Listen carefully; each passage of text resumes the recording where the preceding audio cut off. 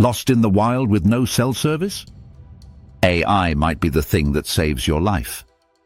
Rescue teams are starting to use artificial intelligence, Toscan satellite and drone images to find missing hikers faster.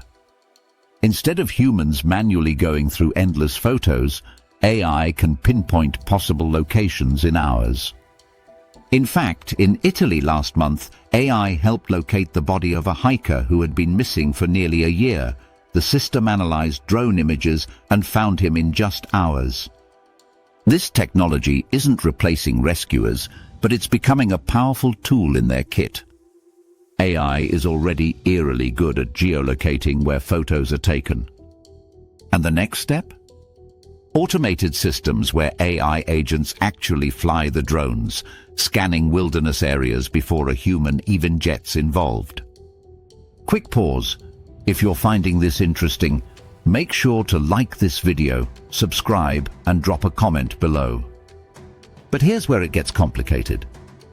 Not everyone wants to be found. Experts point out scenarios where someone might say they're going hiking, but really they're escaping an abusive situation or don't want their location tracked at all.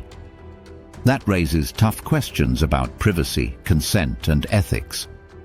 Advocates say if data is wiped after a successful rescue, it's far less concerning.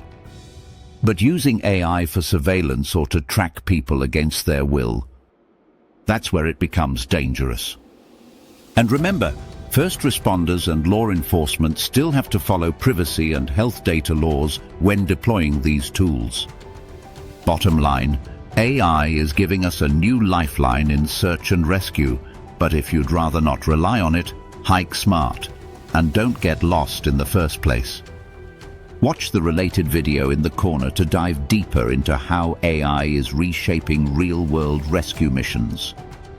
And if you want to explore how AI can create value in your own business, book some time with me using the link below.